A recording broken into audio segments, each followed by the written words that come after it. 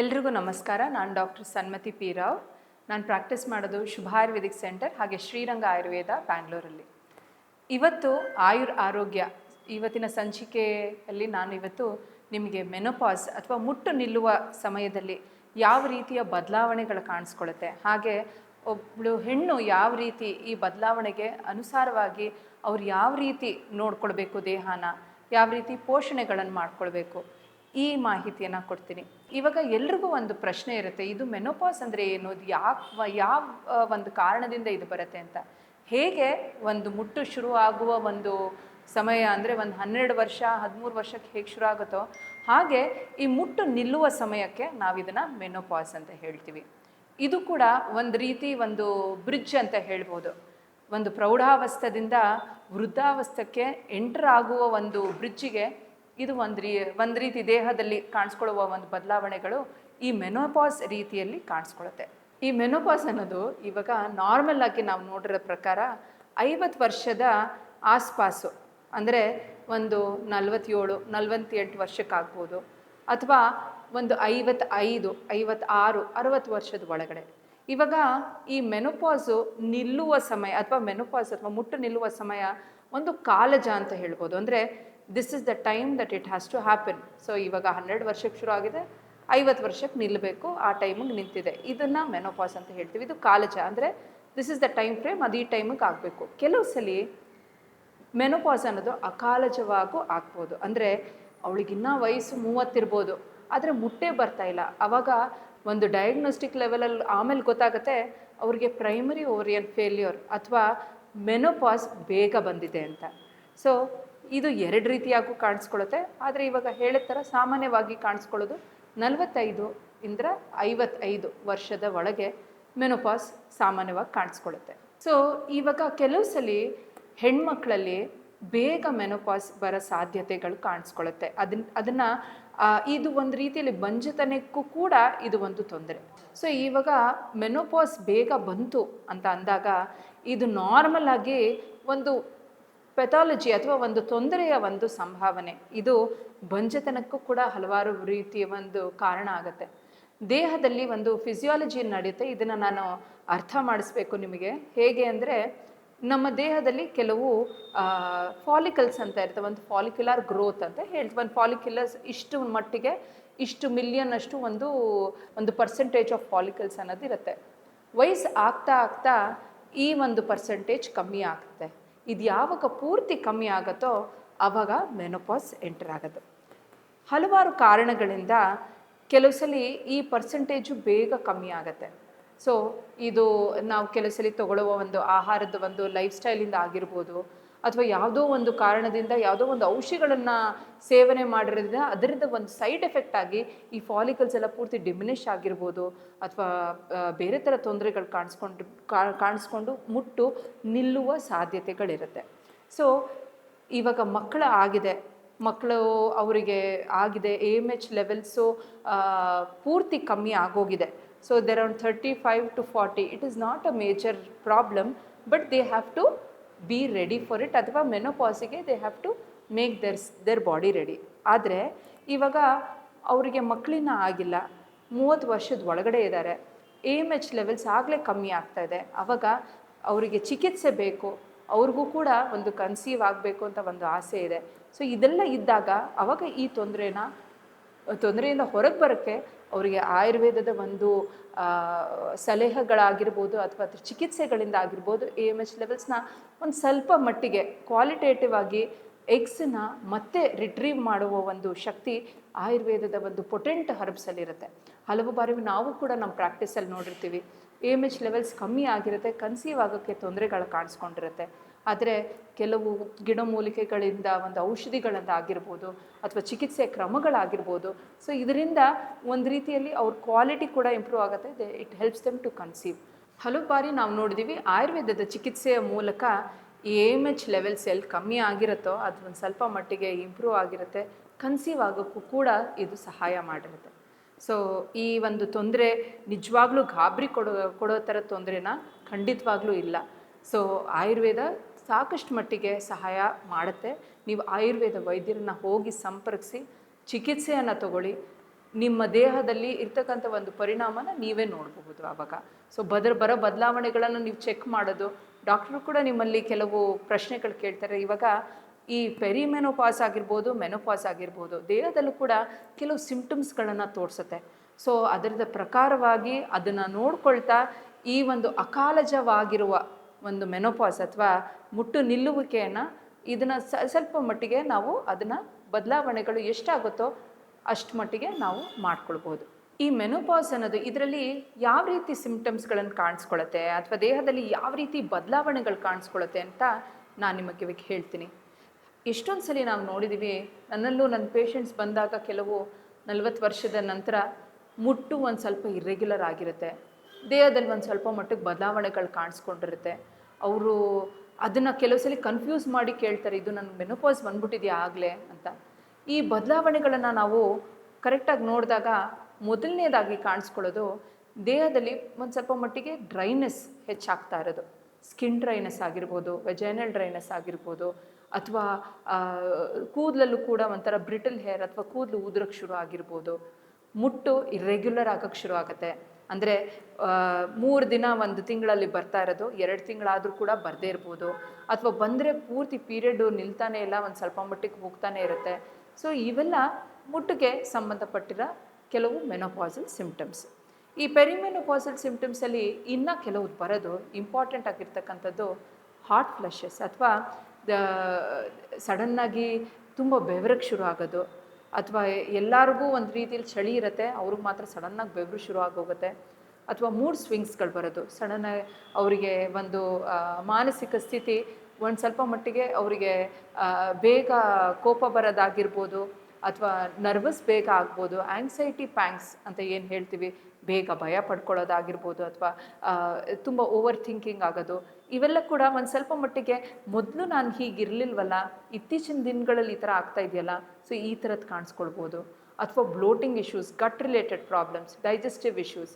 ವಯಸ್ಸು ಆಗ್ತಾ ಕೆಲವು ಸಿಂಪ್ಟಮ್ಸ್ಗಳೇನು ಕಾಣಿಸ್ಕೊಳ್ಳುತ್ತೋ ಈ ಮೆನೋಪಾಸಲ್ ಸಿಂಪ್ಟಮ್ಸಲ್ಲೂ ಕೂಡ ಬರ್ತಕ್ಕಂಥದ್ದು. ಸೊ ಕೆಲವರಿಗೆ ಕಾನ್ಸ್ಟಿಪೇಷನ್, ಮಲಬದ್ಧತೆ ಸಮಸ್ಯೆ ಥರ ಕಾಣಿಸ್ಕೊಳ್ಳುತ್ತೆ, ಅಥವಾ ಅವರಿಗೆ ಜೀರ್ಣದ ಕ್ರಿಯೆ ಪೂರ್ತಿ ಕರೆಕ್ಟಾಗಿ ಆಗಲ್ಲ, ಒಂದು ಸ್ವಲ್ಪ ಮಟ್ಟಿಗೆ ಅಜೀರ್ಣದ ಸಿಂಪ್ಟಮ್ಸ್ಗಳು ಕಾಣಿಸ್ಕೊಳ್ಳುತ್ತೆ. ಇನ್ನು ಇಂಪಾರ್ಟೆಂಟ್ ಆಗಿರ್ತಕ್ಕಂಥದ್ದು ಮೂಳೆಗಳಲ್ಲಿ ಶಕ್ತಿ ಕಮ್ಮಿ ಅಂತ ಅನ್ಸೋಕ್ಕೆ ಶುರು ಆಗುತ್ತೆ, ಮೂಳೆ ನೋವುಗಳು ಜಾಸ್ತಿ ಆಗುತ್ತೆ. ಹಾಗೆ ಯಾಕೋ ಈ ನಡುವೆ ನನಗೆ ಕಾಲು ನೋವು ಕಮ್ಮಿ ಆಗ್ತಾನೇ ಇಲ್ವಲ್ಲ, ಎಷ್ಟು ಔಷಧಿ ತೊಗೊಂಡ್ರೂ ಕೂಡ ಅದು ಕಡಿಮೆ ಆಗ್ತಾಯಿಲ್ಲ. ಸೊ ಈ ಕಾಲು ನೋವುಗಳು ಬರೋದಾಗಿರ್ಬೋದು, ಅಥವಾ ಕತ್ತು ನೋವು ಬರೋದು, ಅಥವಾ ಆ ನೋವುಗಳು ಬಂದಾಗ ಸ್ಟಿಫ್ನೆಸ್ ಅಂತ ಏನು ಹೇಳ್ತೀವಿ, ಒಂದು ರೀತಿಲಿ ಕಾಲು ಹಿಡ್ಕೊಂಡಿರೋ ಥರ ಒಂದು ಫೀಲಿಂಗ್ ಕೊಡೋದು. ಸೊ ಇವೆಲ್ಲ ಕೂಡ ಈ ಸಿಂಪ್ಟಮ್ಸು, ಇನ್ಫ್ಲಮೇಟ್ರಿ ಇಶ್ಯೂಸು, ಇದಕ್ಕೆ ಸಂಬಂಧಪಟ್ಟಿರೋದು. ಇದ್ರ ಜೊತೆಗೆ ಕೆಲವ್ರ ಬಾರಿ ಮುಟ್ಟು ನಿಂತಿದೆ, ನಿಂತು ಇನ್ನೊಂದು 2 ತಿಂಗಳಾಗಿದೆ, ಇನ್ನು ನೆಕ್ಸ್ಟ್ ಇದು ಬಂದಿಲ್ಲ, ಸ್ವಲ್ಪ ಇರ್ರೆಗ್ಯುಲರ್ ಆಗಿದೆ, ಆ ಬ್ರಿಡ್ಜಲ್ಲಿದ್ದಾರೆ, ವೇಟ್ ಗೇನ್ ಇಶ್ಯೂಸ್ ಕಾಣಿಸ್ಕೊಳ್ಳೋಕೆ ಶುರು ಆಗುತ್ತೆ. ಅಂದರೆ ತೂಕ ಹೆಚ್ಚಾಗ್ತಾ ಇರೋದು, ಅವ್ರು ಮಾಡ್ತಾ ಇರೋದು ಎಲ್ಲ ಒಂದು ದೇಹಕ್ಕೆ ಬೇಕಾಗಿರುವ ಒಂದು ವ್ಯಾಯಾಮ ಆಗಿರ್ಬೋದು, ಅಥವಾ ಅವ್ರ ಎಕ್ಸಸೈಸಸ್ ರೆಗ್ಯುಲರಾಗಿ ಮಾಡ್ಕೊಳ್ಳೋದು, ಯೋಗ ಮಾಡ್ಕೊಳ್ಳೋದು, ಏನು ಮಾಡಿದ್ರೂ ಕೂಡ ತೂಕ ಕಮ್ಮಿ ಆಗ್ತಾಯಿಲ್ಲ, ತೂಕ ಸ್ವಲ್ಪ ಮಟ್ಟಿಗೆ ಹೆಚ್ಚಿಗೆ ಆಗ್ತಾಯಿದೆ, ದೇಹದಲ್ಲಿ ಹೆವಿನೆಸ್ ಅನ್ನೋದು ಒಂದು ಸ್ವಲ್ಪ ಮಟ್ಟಿಗೆ ಹೆಚ್ಚಿಗೆ ಆಗ್ತಾಯಿದೆ. ಸೊ ಇವೆಲ್ಲ ಕೆಲವು ಸಿಂಪ್ಟಮ್ಸು ಈ ಪೆರಿಮೆನೋಪಾಸಲ್ ಟೈಮಲ್ಲಿ ಕಾಣಿಸ್ಕೊಳ್ಳೋದು. ಅದಲ್ಲದೆ ನಿದ್ದೆ ಸಮಸ್ಯೆಗಳು, ಅಂದರೆ ರಾತ್ರಿ ಹೊತ್ತು ನಿದ್ದೆ ಕಡಿಮೆ ಆಗೋ ಥರದ್ದು, ಅಥವಾ ಡಿಸ್ಟರ್ಬೆನ್ಸ್ ಇನ್ ಸ್ಲೀಪ್, ಅಂದರೆ ಸ್ವಲ್ಪ ಮಟ್ಟಿಗೆ ಏನಾದರೂ ಶಬ್ದ ಬಂತು, ಅಥವಾ ರಾತ್ರಿಗೆ ನೇಚರ್ ಕಾಲಿಗೆ ಎದ್ದೇಳಿದ್ದಾರೆ, ಯೂರಿನ್ ಪಾಸ್ ಮಾಡೋಕ್ಕೆ ಎದ್ದಿದ್ದಾರೆ ಅಂದಾಗ ನಿದ್ದೆನೇ ಬರದೇ ಇರೋದು, ಅಥವಾ ಹಗಲು ತುಂಬ ನಿದ್ದೆ ಬರೋದು, ಆಯಾಸ ಅನಿಸೋದು. ಸೊ ಇವು ಕೂಡ ಇದಕ್ಕೆ ಸಂಬಂಧಪಟ್ಟಿರೋದು ಚಿಕ್ಕ ಪುಟ್ಟ ಸಿಂಪ್ಟಮ್ಸ್ ಅಂತ ಹೇಳ್ಬೋದು. ಇವಾಗ ಇದಕ್ಕೆ ಕಾರಣಗಳನ್ನು ನಾವು ನೋಡಿದಾಗ, ಯಾಕೆ ಈ ನಡುವೆ ಹೆಣ್ಮಕ್ಳಲ್ಲಿ ಚಿಕ್ಕ ವಯಸ್ಸಲ್ಲೇ ಇದ್ದಾಗ ಈ ಪ್ರೈಮರಿ ಓವೇರಿಯನ್ ಫೇಲ್ಯೂರ್, ಅಥವಾ ಅವರಿಗೆ ಮುಟ್ಟು ಯಾಕೆ ಕಡಿಮೆ ಆಗ್ತಾ ಇದೆ ಅಥವಾ ಬೇಗ ಅದು ನಿಲ್ತಾ ಇದೆ ಅಂತ ನಾವು ನೋಡಿದಾಗ, ನಾನು ಆವಾಗಲೇ ಹೇಳಿದಂತೆ ಈ AMH ಲೆವೆಲ್ ಅಂತ ಏನು ಹೇಳ್ತೀವಿ, ಆ್ಯಂಟಿ ಮುಲೇರಿಯನ್ ಹಾರ್ಮೋನ್, ಇದು ಒಂದು ರಕ್ತದ ಪರೀಕ್ಷೆಯ ಮೂಲಕ ದೇಹದಲ್ಲಿ ಎಷ್ಟು ಮಟ್ಟಿಗೆ ಅವರಿಗೆ ಎಗ್ ಪರ್ಸೆಂಟೇಜ್ ಅಥವಾ ಫಾಲಿಕಲ್ಸ್ ಎಷ್ಟಿದೆ, ಅದು ಒಂದು ಎಗ್ ರಿಸರ್ವ್ ಎಷ್ಟಿದೆ, ಈ ಪರ್ಸೆಂಟೇಜ್ನ ಹೇಳ್ತಕ್ಕಂಥ ಒಂದು ಡಯಾಗ್ನೋಸ್ಟಿಕ್ ಟೂಲ್. ಈ AMH ಲೆವೆಲ್ ಪ್ರಕಾರ ಇದು ತುಂಬ ಅವರ ರಕ್ತ ಪರೀಕ್ಷೆ ಎಲ್ಲ ಮಾಡಿಸ್ಕೊಂಡಾಗ ಅವ್ರಿಗೆ ಆ ಒಂದು ಪರ್ಸೆಂಟೇಜ್ಗಿಂತ ಕಡಿಮೆ ಇದ್ದರೆ ಅವ್ರಿಗೆ ಇನ್ನೇನು ಮೆನೋಪಾಸ್ ಬರ್ತಾ ಇದೆ ಅಥವಾ ಎಗ್ ಕ್ವಾಂಟಿಟಿ ಕಮ್ಮಿ ಆಗ್ತಾ ಇದೆ ಅಂತ ಒಂದು ಸೂಚನೆ ಕೊಡುತ್ತೆ. ಅದೇ ರೀತಿಯಲ್ಲಿ ತುಂಬ ಜಾಸ್ತಿ ಇತ್ತು ಅಂದರೆ ಅದು ಬೇರೆ ಒಂದು ಪೆಥಾಲಜಿಕಲ್ ಕಂಡೀಷನಿಂದ ಅವ್ರಿಗೆ PCOD ಆಗಿರ್ಬೋದು, ಬೇರೆ ಥರ ತೊಂದರೆಗಳಾಗಿರ್ಬೋದು, ಅದಕ್ಕೆ ಜಾಸ್ತಿ ಇದೆ ಅಂತ. ಈ ನಡುವೆ ಈ ಕ್ವಾಲಿಟಿ ಕ್ವಾಂಟಿಟಿ ಎರಡೂ ಕೂಡ ಒಂದು ಸ್ವಲ್ಪ ಮಟ್ಟಿಗೆ ಹೆಣ್ಮಕ್ಳಲ್ಲಿ ಆ ಎಗ್ ರಿಸರ್ವ್ ಕಮ್ಮಿ ಆಗ್ತಾ ಇದೆ ಅನ್ನೋದನ್ನು ನಾವು ನೋಡ್ತೀವಿ. ಒಂದು ಇದಕ್ಕೆ ಇಂಪಾರ್ಟೆಂಟ್ ಆಗೋದು, ನಾವು ಹೆಣ್ಮಕ್ಳಲ್ಲಿ ಎಸ್ಪೆಷಲಿ ವಯಸ್ಸು ಚಿಕ್ಕವರಿದ್ದಾಗ ಅವರಿಗೆ ಈ ಎಗ್ ರಿಸರ್ವ್ ಅನ್ನೋದು ಒಂದು ಹೆಚ್ಚಾಗಿರ್ತಕ್ಕಂಥದ್ದು. ವಯಸ್ಸು ಆಗ್ತಾ ಆಗ್ತಾ ಎಗ್ ರಿಸರ್ವ್ ಅನ್ನೋದು ಕಮ್ಮಿ ಆಗುತ್ತೆ. ಸೊ ಇವಾಗ ಒಂದು ನಾವು 25 ವರ್ಷದ ಹೆಣ್ಮಗುನ ಕಂಪೇರ್ ಮಾಡಿಕೊಂಡು ಒಂದು ಹೆಣ್ಣನ್ನು ಕಂಪೇರ್ ಮಾಡಿ 35 ವರ್ಷಕ್ಕೆ ಕಂಪೇರ್ ಮಾಡಿದಾಗ 35 ವರ್ಷಕ್ಕೆ ಅದು ಎಗ್ ರಿಸರ್ವ್ ಒಂದು ಸ್ವಲ್ಪ ಮಟ್ಟಿಗೆ ಕಡಿಮೆ ಆಗಿರುತ್ತೆ. ಇದು ಸರ್ವಸಾಮಾನ್ಯ, this is very normal that it happens in that way. ಆದರೆ ಈ ನಡುವೆ ನೋಡಿದ್ದೀವಿ 35 ವರ್ಷದಲ್ಲಿ ಅವ್ರಿಗೆ ಎಷ್ಟು ಅಥವಾ 45 ವರ್ಷಕ್ಕೆ ಎಷ್ಟು ಬರಬೇಕೋ ಅದು ಅವ್ರಿಗೆ 25 ವರ್ಷಕ್ಕೆ ಬಂದಿದೆ. ಸೊ ಇದ್ರದ್ದು ಕ್ವಾಂಟಿಟಿ ಅಥವಾ ಕ್ವಾಲಿಟಿ ಹ್ಯಾಂಪರ್ ಆಗುವ ಒಂದು ಕೆಲವು ಕಾರಣಗಳು ನಾವು ನೋಡಿದಾಗ ಎನ್ವಿರಾನ್ಮೆಂಟಲ್ ಫ್ಯಾಕ್ಟರ್ಸ್ ಇರುತ್ತೆ, ಎಂಡೋಕ್ರೈನ್ ಡಿಸ್ರಪ್ಟರ್ಸು, ಅಥವಾ ಅವರಿಗೆ ಬೇರೆ ರೀತಿಯ ಕಾಯಿಲೆಗಳು ಬಂದಿರ್ಬೋದು, ಅಥವಾ ಅವ್ರು ಮೊದಲಿಂದನೂ ಅವ್ರಿಗೆ AMH ಲೆವೆಲ್ಸ್ ಕಮ್ಮಿ ಇರ್ಬೋದು. ಹಲವಾರು ಕಾರಣಗಳನ್ನು ನಾವು ನೋಡಿದಾಗ ಇದನ್ನು ಇಂಪಾರ್ಟೆಂಟ್ ಆಗಿ ನಾವು ಇದನ್ನು ಗ್ರಾಸ್ಪ್ ಮಾಡ್ಕೊಳ್ಬೇಕಾಗಿರೋದು ಏನು ಅಂದರೆ, ಆದಷ್ಟು ನಾವು ಈ ಎಂಡೋಕ್ರೈನ್ ಡಿಸ್ರಪ್ಟರ್ಸಿಂದ ದೂರ ಇರ್ತಕ್ಕಂಥದ್ದು. ಎರಡನೇದು, ಈ ಎನ್ವಿರಾನ್ಮೆಂಟಲ್ ಫ್ಯಾಕ್ಟರ್ಸು ಏನು ಇನ್ಫ್ಲುಯೆನ್ಸ್ ಮಾಡಬಹುದು ಎಗ್ ಕ್ವಾಲಿಟಿ ಮತ್ತು ಕ್ವಾಂಟಿಟಿನ ಕಡಿಮೆ ಮಾಡ್ತಕ್ಕಂಥದ್ದು ಏನೇನಿದೆಯೋ ಅದರಿಂದ ಆದಷ್ಟು ದೂರ ಇರೋದನ್ನು ನಾವು ಫಾಲೋ ಮಾಡಿದ್ರೆ ತುಂಬ ಒಳ್ಳೆಯದು. ಸೊ ಇವೆಲ್ಲ ಕೆಲವು ಕಾಸಸ್ ಅಂತ ನಾವು ನೋಡ್ಬೋದು. ಈ ಇವಾಗ ಪ್ರೈಮರಿ ಓವೇರಿಯನ್ ಫೇಲ್ಯೂರ್ ಅಥವಾ ಮುಟ್ಟು ಬೇಗ ನಿಲ್ಲುವ ಒಂದು ಸಾಧ್ಯತೆಯನ್ನು ಹೆಣ್ಮಕ್ಳಲ್ಲಿ ನಾವು ನೋಡಿದಾಗ ಇವು ಕೆಲವು ಕಾರಣಗಳು ಅಂತ ಹೇಳ್ಬೋದು. ಸೊ ಈ ರೀಸನ್ಸ್ನ ನಾವು ನೋಡಿದಾಗ ಮೊದಲನೇದಾಗಿ ಈ ಪ್ರೈಮರಿ ಓವೇರಿಯನ್ ಫೇಲ್ಯೂರ್ ಅಥವಾ ಎಗ್ ಕ್ವಾಲಿಟಿ ಕಮ್ಮಿ ಆಗಿದೆ ಅಂದಾಗ of course food is very important. ನಮಗದು ಹೆಲ್ಪ್ ಆಗುತ್ತೆ. ಆಹಾರದಿಂದ ನಮ್ಗೆ ಸಾಕಷ್ಟು ಮಟ್ಟಿಗೆ ನಾವು ಆರ್ಗ್ಯಾನಿಕ್ ಆಗಿರ್ತಕ್ಕಂಥದ್ದು ಅಥವಾ ಹಣ್ಣು ತರಕಾರಿನ ಹೆಚ್ಚಾಗಿ ನಾವು ಉಪಯೋಗಿಸೋದ್ರಿಂದ ನಮ್ಮ ದೇಹದಲ್ಲಿ ಇರ್ತಕ್ಕಂಥ ಸೆಲ್ಸ್ಗೆ ಅದರದ್ದು ಆಕ್ಸಿಜನೇಷನ್ ಆಗಲಿ ಅಥವಾ ಅದಕ್ಕೆ ನ್ಯೂಟ್ರಿಷನ್ ಸಪ್ಲೈ ಆಗಲಿ ಅದೆಲ್ಲ ಎನ್ಹ್ಯಾನ್ಸ್ ಆಗುತ್ತೆ. ಸೊ ದೇಹದಲ್ಲಿ ಇರ್ತಕ್ಕಂಥ ಎನ್ಸೈಮ್ಯಾಟಿಕ್ ಆ್ಯಕ್ಷನ್ಸ್ ಕೂಡ ಇಂಪ್ರೂವ್ ಆಗುತ್ತೆ. ಸೊ ಅದರಿಂದ ಫಾಲಿಕಲ್ಸ್ ಕ್ವಾಲಿಟಿ ಕೂಡ ಇಂಪ್ರೂವ್ ಆಗುತ್ತೆ. ಈ ಹಣ್ಣು ತರಕಾರಿಯಲ್ಲಿ ಇಂಪಾರ್ಟೆಂಟ್ ಆಗಿರ್ತಕ್ಕಂಥದ್ದನ್ನು ಹೇಳ್ತೀನಿ.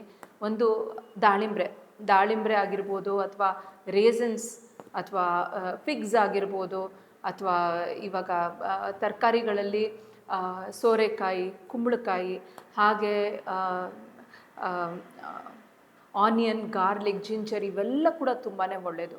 ಆದರೆ ಇದು ಅಲ್ಲದೆ ಕೂಡ ದೇಹಕ್ಕೆ ಈ ಒಂದು ಟೈಮಲ್ಲಿ ಔಷಧಿಯ ಮೂಲಕ ಇದನ್ನು ಸರಿಪಡಿಸ್ಕೊಳ್ಬೇಕಾಗಿರೋದು ತುಂಬಾ ಇಂಪಾರ್ಟೆಂಟು. ಆಹಾರ ಹೆಲ್ಪ್ ಆಗುತ್ತೆ. ಈ ಥರದ್ದು ಒಂದು ಡಯಟ್ ಫಾಲೋ ಮಾಡುವಾಗ ದೇಹದ ಸ್ಥಿತಿ ಇಂಪ್ರೂವ್ ಆಗುತ್ತೆ. ದೇಹದ ಸ್ಥಿತಿ ಯಾವಾಗ ಇಂಪ್ರೂವ್ ಆಗುತ್ತೋ ಅದರದ್ದು ಚಲನಶಕ್ತಿಗಳಾಗಿರ್ಬೋದು, ಅದರದ್ದು ಫಿಸಿಯಾಲಜಿಕಲ್ ಆ್ಯಕ್ಷನ್ಸ್ ಆಗಿರ್ಬೋದು, it enhances, it improves, it helps till one level.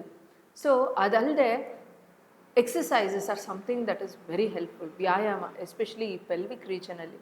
So ಹೆಣ್ಮಕ್ಳಲ್ಲಿ ಆದಷ್ಟು ಒಂದು ಸ್ವಲ್ಪ ಮಟ್ಟಿಗೆ ಫ್ರೆಶ್ ಏರಲ್ಲಿ ಹೋಗಿ ನಡೆಯೋದು, ಜಾಗ್ ಮಾಡೋದು, ಅಥವಾ ನಿಮಗೆ ಸೂರ್ಯ ನಮಸ್ಕಾರ ಮಾಡೋಕ್ಕೆ ಇಷ್ಟ ಅಂದರೆ ಅದನ್ನು ಮಾಡ್ಕೊಳ್ಳಿ.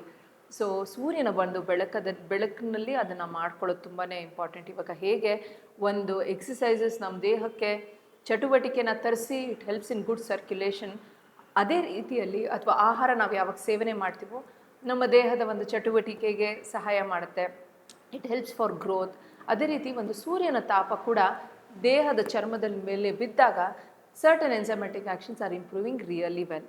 So that again helps to see that the quality of eggs ಆಗಿರ್ಬೋದು ಅಥವಾ even semen quality improve. So ನಾವು ಎಕ್ಸಸೈಸ್ ಮಾಡೋದು ನೇಚರಲ್ಲಿ ಮಾಡೋದು ತುಂಬಾ ಇಂಪಾರ್ಟೆಂಟ್. ಜಿಮ್ಮಲ್ಲಿ ಆಗಲಿ ಅಥವಾ ರೂಮಲ್ಲಿ ಮಾಡೋದಕ್ಕಿಂತ ಹೊರಗಡೆ ಒಂದು ಸ್ವಲ್ಪ ಮಟ್ಟಿಗೆ ಅದರದ್ದು ವಾತಾವರಣದ ಎಕ್ಸ್ಪೋಷರಲ್ಲಿ ಮಾಡ್ಕೊಳ್ಳೋದು ಒಳ್ಳೆಯದು. ಸೊ ಇದು ಅಲ್ಲದೆ ಡಿವೇಟಿಂಗ್ ಅಥವಾ ಅವಾಯ್ಡಿಂಗ್ ಫ್ಯಾಕ್ಟರ್ಸ್ ವಿಚ್ ರೆಡ್ಯೂಸ್ ಅಥವಾ ಈ ಕ್ವಾಲಿಟಿ ಆಗಲಿ ಕ್ವಾಂಟಿಟಿ ಆಗಲಿ ಕಮ್ಮಿ ಮಾಡೋದನ್ನು ಆದಷ್ಟು ಅದರಿಂದ ದೂರ ಇರೋದು. ಫಾರ್ ಎಕ್ಸಾಂಪಲ್, ಇವಾಗ ತುಂಬ ಆದಷ್ಟು ಈ ಪೊಲ್ಯೂಟೆಡ್ ಇರ್ತಕ್ಕಂಥ ಎನ್ವಿರಾನ್ಮೆಂಟಲ್ಲಿ ತುಂಬ ಎಕ್ಸ್ಪೋಸರ್ ಆದಾಗ ಆಕ್ಸಿಡೇಟಿವ್ ಸ್ಟ್ರೆಸ್ ಯಾವಾಗ ಹೆಚ್ಚಾಗುತ್ತೋ ದೇಹದ ಮೇಲೆ ಸೆಲ್ಸ್ ಮೇಲೆ ಕೂಡ ಅದರ ಪರಿಣಾಮ ಬೀಳುತ್ತೆ. ಸೊ ಆದಷ್ಟು ಅದನ್ನು ಅವಾಯ್ಡ್ ಮಾಡೋದಾಗಿರಲಿ, ಅಥವಾ ಸೆಡೆಂಟ್ರಿ ಲೈಫ್ ಸ್ಟೈಲ್ ಮತ್ತು foods which are of not good quality, ಆದಷ್ಟು junk food, processed food which is not healthy, ಆದಷ್ಟು ಅದನ್ನು ಅವಾಯ್ಡ್ ಮಾಡ್ಕೊಳ್ಳೋದು ತುಂಬಾ ಒಳ್ಳೆಯದು. Having a good relationship with your partner is also very important. ಈಗ mental stress becomes a very important factor even for conception to take place. So ಇದು ಕೂಡ ಒಂದು ಕಾರಣ ಆಗುತ್ತೆ. ಆದಷ್ಟು ಇದನ್ನೆಲ್ಲ ನಾವು ಎಷ್ಟು ಮಟ್ಟಿಗೆ ಆಗುತ್ತೋ ಅಷ್ಟು ಮಟ್ಟಿಗೆ ನಮ್ಮ ಒಂದು ಕೈಯಲ್ಲೇ ಇದನ್ನು ಸರಿ ಮಾಡ್ಕೊಳ್ಳೋದು ಒಳ್ಳೆಯದು. ಬಟ್ ಈ ಒಂದು ತೊಂದರೆಗೆ ಆಯುರ್ವೇದದಲ್ಲಿ ಒಳ್ಳೆಯ ಒಂದು ಔಷಧಿಗಳಾಗಿರ್ಬೋದು ಅಥವಾ ಚಿಕಿತ್ಸೆಯ ಮೂಲಕ ಈ ತೊಂದರೆಗಳನ್ನು ಕಡಿಮೆ ಮಾಡ್ತೀವಿ. ಆಹಾರ ಆಗಿರಲಿ, ವಿಹಾರ ಆಗಿರಲಿ, ಅಥವಾ ಈ ಒಂದು ನಮ್ಮ ಪಾಸಿಟಿವ್ ಥಿಂಕಿಂಗನ್ನ ಎನ್ಹ್ಯಾನ್ಸ್ ಮಾಡ್ತಕ್ಕಂಥ ನಾವು ಕೆಲವು ಫ್ಯಾಕ್ಟರ್ಸ್ನ ಇಂಟ್ರೊಡ್ಯೂಸ್ ಮಾಡಿದಾಗ ಕೂಡ ದೇಹದ ಮೇಲೆ ಅದ್ರ ಪರಿಣಾಮ ಬೀಳುತ್ತೆ. But apart from that the body will also need certain medicines ಅಥವಾ ರೆಜುವಿನೇಟಿಂಗ್ foods which will help to see that the quality and quantity of the eggs improve. So ಇದಕ್ಕೆ ಒಂದು ಚಿಕಿತ್ಸೆ ಅಂತ ನಾವು ಇದನ್ನ ಸಂಕ್ಷಿಪ್ತವಾಗಿ ಹೇಳೋಕ್ಕೆ ನಾನು ಇದನ್ನು ಹೇಳಿದ್ದೀನಿ. ಸೊ ಮೆನೋಪಾಸ್ ಮತ್ತು ಪೆರಿಮೆನೋಪಾಸಲ್ಲಿ ಇರ್ತಕ್ಕಂಥ ಎಲ್ಲ ಹೆಂಗಸರಿಗೂ ಕೆಲವು ಡೈಲಿ ಆ್ಯಕ್ಟಿವಿಟೀಸ್ ತುಂಬಾ ಇಂಪಾರ್ಟೆಂಟ್. ಅದರಲ್ಲಿ ಮೊದಲನೇದು ಬರ್ತಕ್ಕಂಥದ್ದು ಅಭ್ಯಂಗ. ಅಭ್ಯಂಗ ಅಂದರೆ ಯಾವುದೋ ಔಷಧಿ ಇರ್ತಕ್ಕಂಥ ಎಣ್ಣೆ ಆಗಿರ್ಬೋದು, ಅಥವಾ ನಾರ್ಮಲ್ ಎಳ್ಳೆಣ್ಣೆ, ಕೊಬ್ಬರಿ ಎಣ್ಣೆ, ನಿಮ್ಮ ಪ್ರದೇಶದಲ್ಲಿ ಅಂದರೆ ನೀವಿರೋ ಜಾಗದಲ್ಲಿ ಯಾವ್ದು ನಿಮ್ಗೆ ಸುಲಭವಾಗಿ ಸಿಗುತ್ತೋ, ಯಾವ್ದು ನಿಮಗೆ ದೇಹಕ್ಕೆ ಅನುಕೂಲವಾಗುತ್ತೋ ಆ ಥರ ಒಂದು ಎಣ್ಣೆನ ಉಪಯೋಗಿಸ್ಕೊಂಡು ದೇಹಕ್ಕೆ ಮಸಾಜ್ ಮಾಡ್ಕೊಳ್ಳೋದು ಅಟ್ಲೀಸ್ಟ್ ವಾರಕ್ಕೆ ಒಂದ್ಸಲ. ಇದನ್ನು ಮಾಡೋದ್ರಿಂದ ದೇಹದಲ್ಲಿ ಇರ್ತಕ್ಕಂಥ ಡ್ರೈನೆಸ್ ಆಗಿರ್ಬೋದು, ಇರಿಟೇಷನ್, ಬಾಡಿ ಇರಿಟೇಷನ್ ಆಗಿರ್ಬೋದು, ಮೈಂಡ್ ಇರಿಟೇಷನ್ ಆಗಿರ್ಬೋದು, ಅವೆಲ್ಲ ಕೂಡ ರಿಲ್ಯಾಕ್ಸ್ ಆಗೋಕ್ಕೆ ತುಂಬ ಸಹಾಯ ಮಾಡುತ್ತೆ. ರಕ್ತ ಚಲನ ಶಕ್ತಿ ಹೆಚ್ಚಾಗುತ್ತೆ. ಸೊ ದೇಹದಲ್ಲಿರ್ತಕ್ಕಂಥ ಕೆಲವು ಟಾಕ್ಸಿನ್ಸ್ ಕೂಡ ಫ್ಲಶ್ ಔಟ್ ಆಗೋಕ್ಕೆ ಇದು ಒಂದು ಒಳ್ಳೆ ಮೀಡಿಯಾ. ಸೊ ಅಭ್ಯಂಗ ಅಥವಾ ಬಾಡಿ ಮಸಾಜ್ ಮಾಡ್ಕೊಳ್ಳೋದು ಇದನ್ನು ಎಲ್ಲರೂ ಪ್ರಾಕ್ಟೀಸ್ ಮಾಡ್ಬೋದು. ಇದು ಒಂದಾದರೆ, ಎರಡನೇದು ತಗೊಳ್ಳುವ ಆಹಾರದ ಮೇಲೆ ಗಮನವಿರಲಿ. ಆದಷ್ಟು ತುಂಬ ಹೆವಿಯಾಗಿರ್ತಕ್ಕಂಥ ಫುಡ್ಡು ರಾತ್ರಿ ಹೊತ್ತು ಅವಾಯ್ಡ್ ಮಾಡ್ಕೊಳ್ಳೋದು ತುಂಬಾ ಒಳ್ಳೆಯದು. 7 ಗಂಟೆ ಒಳಗೆ ಸ್ವಲ್ಪ ಮಟ್ಟಿಗೆ ಗಂಜಿ ಥರದ್ದು ಅಥವಾ ಅನ್ನ ತಿಳಿ ಸಾರು which is very light for digestion. So ಇಂಥ ಆಹಾರನ ಚೂಸ್ ಮಾಡ್ಕೊಳ್ಳಿ. ರಾತ್ರಿ ಹೊತ್ತು ನಿದ್ದೆ ಬರ್ತಾ ಇಲ್ಲ, ತುಂಬ ಕಡಿಮೆ ಇದೆ ಅಂದಾಗ ತುಪ್ಪ ಮತ್ತು ಹಾಲನ್ನು ನೀವು ಬಿಸಿ ಹಾಲಿಗೆ ಅರ್ಧ ಚಮಚ ತುಪ್ಪನ ಬೆರೆಸ್ಕೊಂಡು ಜಾಕಾಯನ್ನು ತೆಗೆದುಕೊಂಡು ಅದಕ್ಕೆ ಮಿಕ್ಸ್ ಮಾಡಿಕೊಂಡು ನೀವು ತೊಗೊಳ್ಬೋದು. ಇದರಿಂದ ನಿದ್ದೆ ಕೂಡ ಚೆನ್ನಾಗಿ ಬರುತ್ತೆ. ಈ ಸ್ಟ್ರೆಸ್ ಆಗಿರಲಿ ಅಥವಾ ಆ್ಯಂಗ್ಸೈಟಿ ಸಿಂಪ್ಟಮ್ಸ್ ಆಗಿರಲಿ ಇದು ಕೂಡ ಕಡಿಮೆ ಆಗುತ್ತೆ. ಅದಲ್ಲದೆ ಬ್ಲೋಟಿಂಗ್ ಅಥವಾ ಒಂಥರ ಯಾವಾಗಲೂ ಅಪ್ಸೆಟ್ ಇನ್ ದ ಸ್ಟಮಕ್ ಅಥವಾ ಒಂಥರ ಲೆಥಾರ್ಜಿ ಆ ಥರ ಇದ್ದಾಗ ಈ ಕರಿ ಜೀರಿಗೆಯ ಕಷಾಯ ಮಾಡಿಕೊಂಡು ತೊಗೊಂಡಾಗ ಕೂಡ ಈ ಮೆನೋಪಾಸಲ್ ಸಿಂಪ್ಟಮ್ಸು ಕಡಿಮೆ ಆಗುತ್ತೆ. ಸೊ ಇಷ್ಟನ್ನ ಹೇಳ್ತಾ ಇವತ್ತಿನ ಒಂದು ಸಂಚಿಕೆನ ನಾನು ಇಲ್ಲೇ ಮುಗಿಸ್ಕೊಳ್ತಾ ಇದ್ದೀನಿ. ನಮಸ್ಕಾರ.